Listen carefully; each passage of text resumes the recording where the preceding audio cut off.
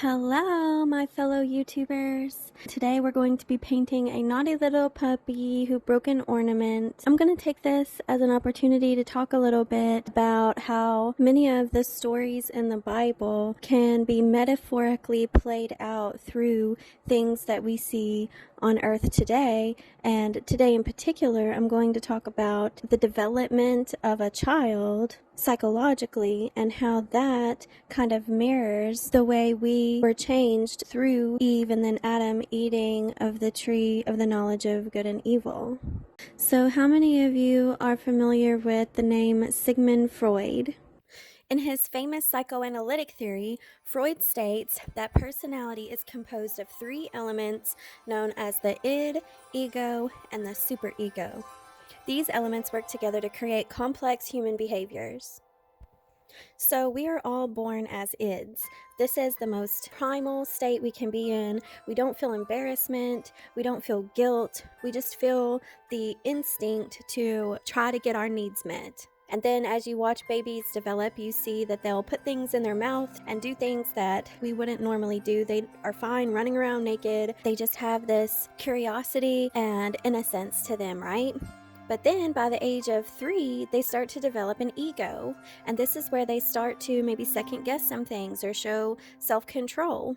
And then by the age of 5, children start to develop their superego, which is this awareness of consequences and the feelings of others and really consciously making choices based on lots of different factors, right?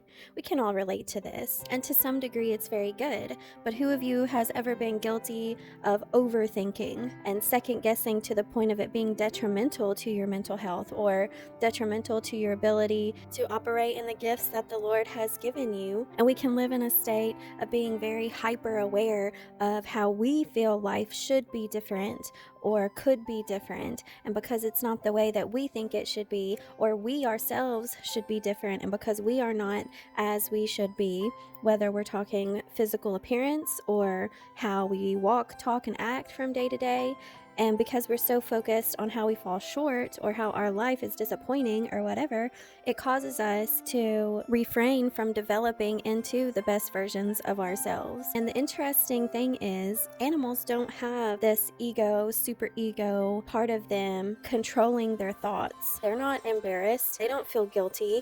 We might think that they do because they can be conditioned. So they are ids, always looking to have their primal needs and wants gratified, but as much as we can condition them, they don't have that part of the brain that we do that consciously considers how their owner might feel about something or how another animal might feel or what that person or other animal might think about them. They're not worried about being judged or trying to look cool or say the right thing or do the right thing, but they can be trained, right? I mean, through consequence and the process called reinforcement, we can train dogs.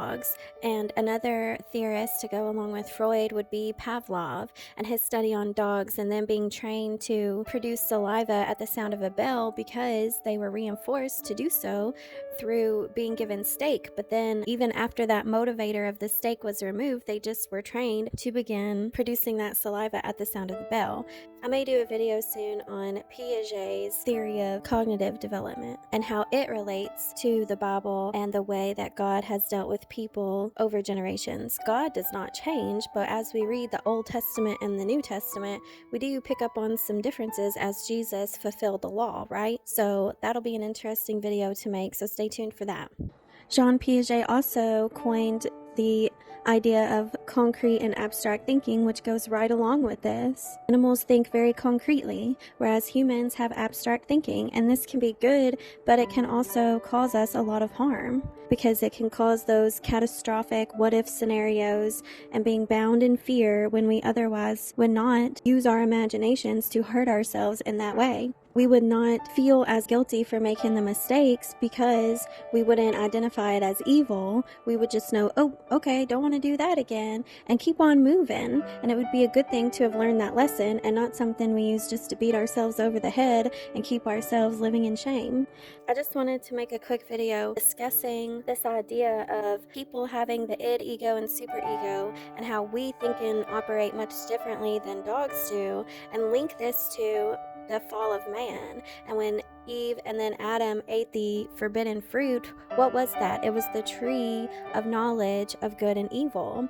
And I wonder sometimes if that had not happened, would we be much like the animals in the way that God would have dealt with us and trained us? We still would have learned through experiences what was good and not good to do, but in the Garden of Eden, there weren't all the dangers and there wasn't as much risk because the world hadn't been cursed yet, right? But I would imagine that there would have still been experiences to learn from. But can you imagine a world where none of us would second guess what the other person was thinking? I mean, Adam and Eve were walking around naked and were not ashamed until they ate of the tree of knowledge of good and evil, and then they were awakened to that idea of shame and nakedness and embarrassment and guilt. So I know this is a short video and it's a Christmas video where I'm just showing you another Christmas bag that I've painted, and the puppy is so cute and it's a naughty puppy. He broke an ornament and maybe he looks guilty because the face that you are making, the tension in the room, it's a natural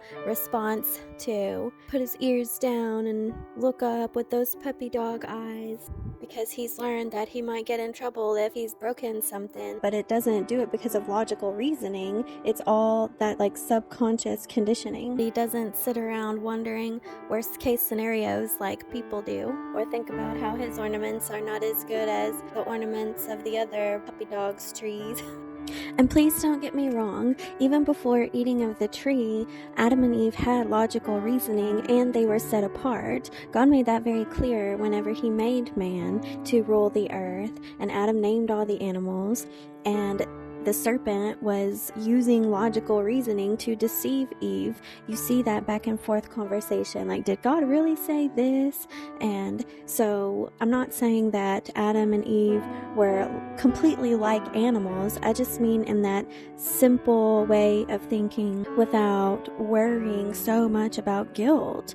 That anxiety and depression was never there before the curse. I hope and pray that that's what we have to look forward to, is getting back to that simple way of thinking where we're no longer bound in shame, we're open to correction, we're open to trust the Lord, we do not fear, and we just keep running that race together and allowing God to meet all of our needs.